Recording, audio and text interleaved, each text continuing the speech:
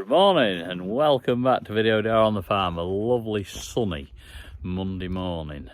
We had about 4 mil of rain over the weekend, so that'll help the newly planted oilseed rape. Anyway, I hope it's going to be a nice warm week this week, and yeah, we'll get a fair bit done. And as you can see in the background, we've got a bit of small chalk, so we've got a little bit of drainage to do when we get round to it. So that's for infilling over the top of the drainage pipe to make it drain better. So that'll be one job coming up. And yeah, the cultivations, they're ongoing, which you'll probably see a bit of derrick working and that. And yeah, and we're getting the new sprayer sorted. So yeah, that's what's coming up in this week's video. We'll catch you later. Another job we do on the farm every year after the harvest is cut the grass margins on the borders of the field. This allows us to see where the edges of the field are for cultivating, and yeah, it keeps some grass weeds at bay, and then it'll, yeah, allows us to see where the hedge bottom is, so when we flail the hedges, make a tidy job. And yeah, everything looks tidy. Look at this, the joys of flailing next to a main road. Dave's managed to pick a gas bottle up, and it's wedged in now, so we'll try and extract it. There it is, it's out. Big hammer work, didn't it, Dave?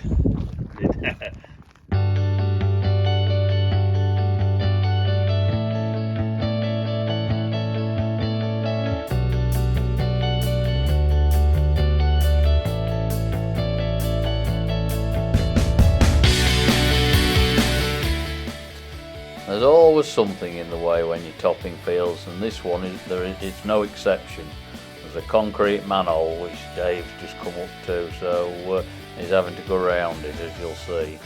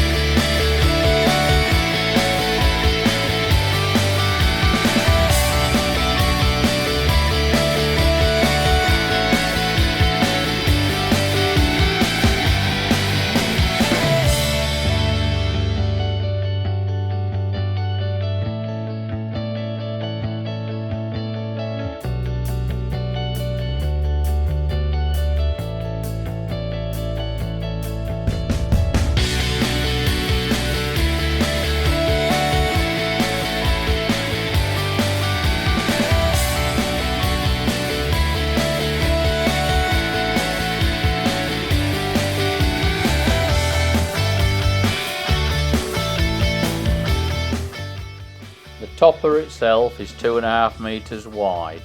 It's, as you can see from the video, it's got an offset flail cut which can be pushed hydraulically to one side, or it can be brought in behind the tractor. There is also a ram on it, so you can lift the cutting head up from anywhere from flat to vertical, 90 degrees for cutting hedges if you're on a flat surface. Good topper. Doing a bit of drains repairing today with a drain here in this particular field. Sod's Law, just on a tram line here. Anyway, the sough has collapsed. Anyway, we're just going to repair it, but it's not actually that deep. It's an old sough which goes, the road's over there, and it goes from a dike in the road, and it's a very short dike, and yeah, it takes it from a small dike in the grass there, which in turn brings it from the other side of the road. There's a pipe going under the road a bit further down, and it brings it into there, and this runs all the way down to that dike at the bottom. It's downhill all the way, but it's just shown a few weaknesses up this last winter, which we're trying to rectify now. As you can see, with a few bales left on the fields, and yeah, a few trails of straw. They haven't quite got us baled up yet, because the weather turned and they didn't get back to us. But yeah, there's only less than a day's work and we shall be all bailed up. Pipe in the hole, got a bit of broken pot over the ends, stop and filling. Job's good and mended. We've had drainage rods up them both sides, so it's clear. So yeah, easy fix.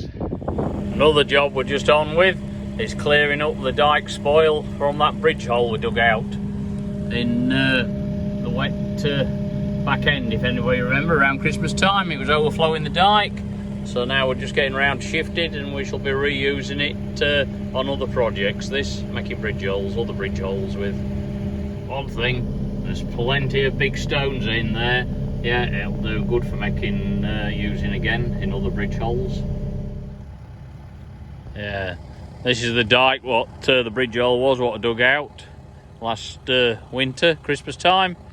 Yeah, and still a few more stones in that. I'll have that dug out. Surprising what there was in that bridge hole. There's a lot of soil there. This is second trailer load we shall be having out. Well, the sun shone and the straw started drying.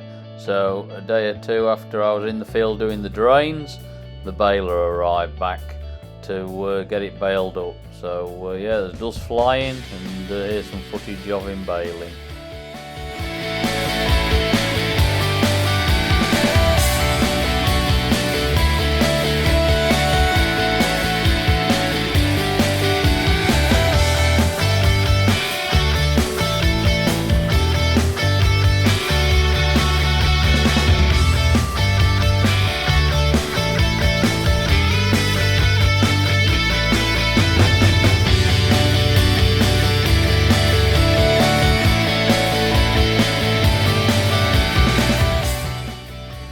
If you look closely, you can see the baler has twin axles on, and the rear axle is actually a steering axle to help it turn, and you can see it turning as it turns on this headland, giving him a better turning circle with less tyre scrub. Also, the twin axles makes it smoother travelling over all the ruts what's in the field on the headlands. The straw had to be turned before it could be baled because it got wet. I thought if it had been turned twice maybe, but anyway, it's dry now. You notice he's got the attachment on the front of the tractor for pushing the swath down to make it flow under and flow into the baler easier, but with it being turned and it's settled a good lot, it's only doing a little bit of good, but it comes into its own when the straw in the trail is real big and fluffy.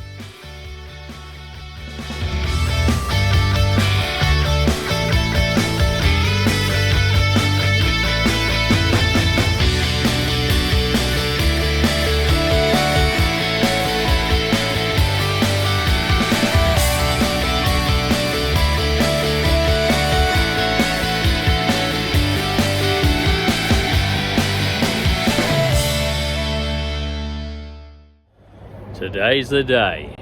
We're actually taking the sprayer home. I know it's a bit since last week since I brought it in, but the tractor was due a big service, so it's had a service, and then yeah, we left it spray here. Now we just come to pick it up and take it back and get all the nozzles on, ready for being set off with it tomorrow. Yeah, because as you can see, there's only one nozzle fitted, so yeah, I've got the other 3 nozzles to fit on, ready for tomorrow when we set off. So quite a few to put on, 72 of each nozzle, so that's quite a few to fit. Well, thank you P&Bs, you've even washed my tractor as well while I've been in for service. Right, to get it opened up and get the nozzles on it, let the fun begin. Plenty to go on. Well, I've eventually got them all on. I'll tell you what, 6 metres longer, and it looks like a hell of a boom. Looking down it.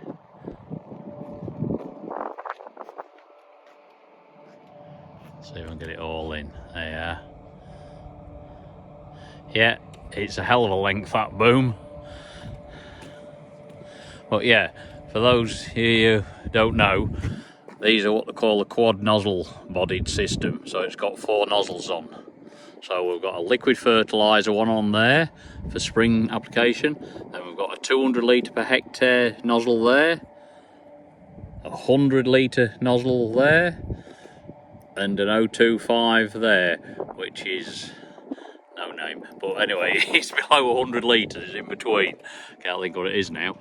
But these nozzle bodies, you can either run an individual nozzle at once, or you can run 2 nozzles at once, or you can run 3, or if that was a normal spraying nozzle, you could run 4. So they'll switch on and off automatically depending on forward speed and what pressures you've got set into the computer. And yeah, all to reduce drift and aim and more flexibility than what you're spraying. So it's a good setup. We ran that on the demand, and yeah, it worked very well. So we've gone with the same setup on the horse. Anyway, they're coming tomorrow to set me off horse shower. So yeah, it'll be a mind-blowing day, no doubt. A lot of brain ache getting to learn new setup, but I'm sure it'll come. Once we get used to it, it'll be like riding a bike. Here we are, we're on horse sprayer training. Got the top man here, Mr. Griffith. Yeah, I'm certainly getting some brain freeze here. There's a lot to take in, but we're getting there. All looking good. Well, we've had the sprayer training. We've spent nearly 4 hours on it. Yeah, definitely got brain overload. But yeah, we've achieved some positive things. I now know how to use it basically. So we just need some practice on it to get used to it even more. But yeah, it'll soon become clear after 2 or 3 days of spraying. But yeah, I'm just going to show you this. I've got the tractor joysticks all set up to perform various functions, because we didn't actually buy the tractor with a control joystick. Yeah, so we didn't buy the tractor with a dedicated joystick for the sprayer, because we're going to use the Fendt joystick and the multi-layer one there. So right, so what I've got to do, I've had to assign all of these buttons, all these what you see flashing away, all to different sorts on the sprayer. So this is what I've done. I'll show you now. So on the main joystick, we've got auto steer still the same. My cruise 1 and 2, they're the same. But I can manually control the sections left and right on them 2. And that's on these buttons here. So you just flick it down, up and down, switch nozzles on and off sections. And then I've got all my other things, rate increases, boom, switching the boom control automatic on and reset. And then my master sprayer switch is at the bottom here, on there. So everything is it's in one place, in one hand. And then I'll go over a page, we'll go to this little joystick here, and I've used the top toggle on it. This is this bit. So steer left, push it to the left, push it to the right, steer right, and then these 2 things, they switch the steering on and put it in automatic. Then the main part of the joystick, pull back, push forward, they're just for manual boom up and down.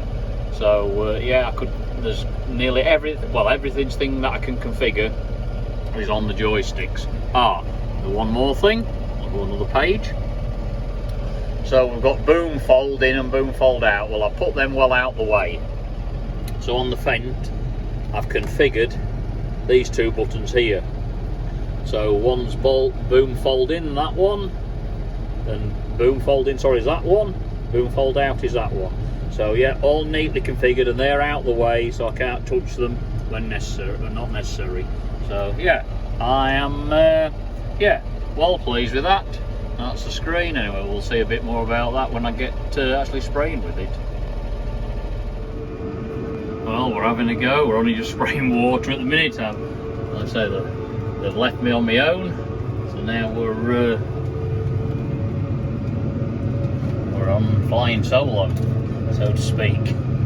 Yeah, it's going well at the minute.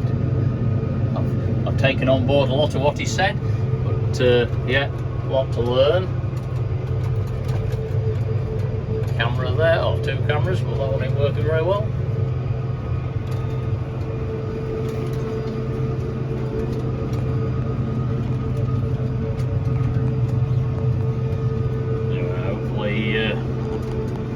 Have another tank or so of water through it before we start putting any chemical through. Yeah, all good stuff.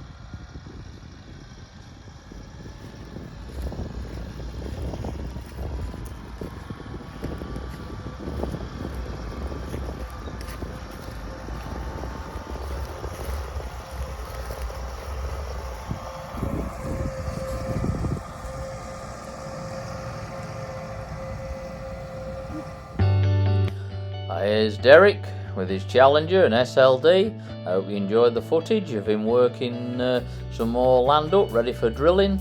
He's getting well on now. He'll soon have got us all caught up with what's been drilled this year. So yeah, then it'll be turned around nearly and work it up again with the cultipress so we can get it drilled.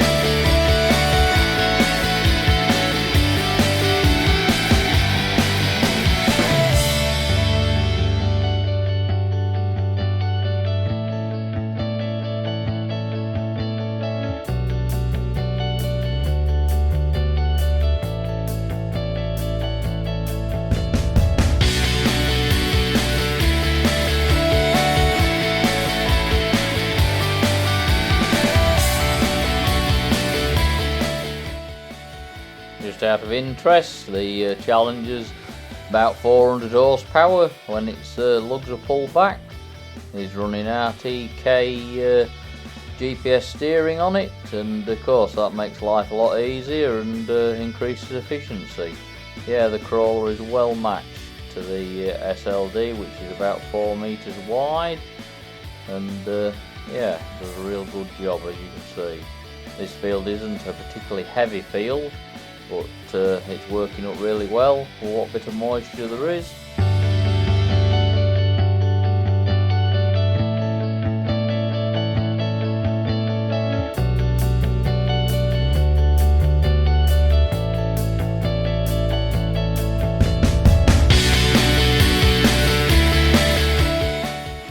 His deep soil loosening legs on the SLD are set to work about 10 inches. It's been, with the wet autumn we had, the amount of rain that came has really compacted the land down hard, so we're loosening it all up as deep as what the SLD will go, so it'll drain better this year, and hopefully we can't get the rain we did last year, fingers crossed.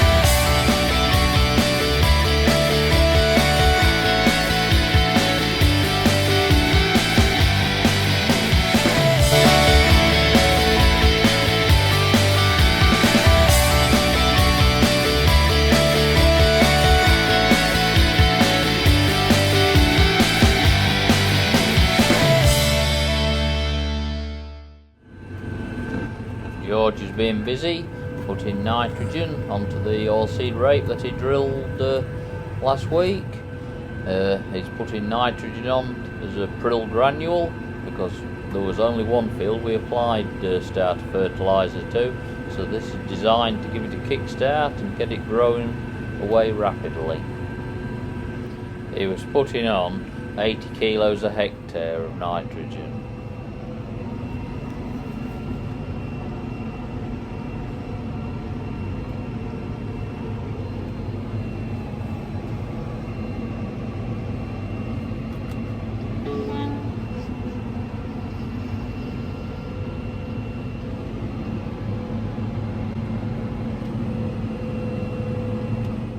Well, that's it for this week's edition of Video Diary on the Farm.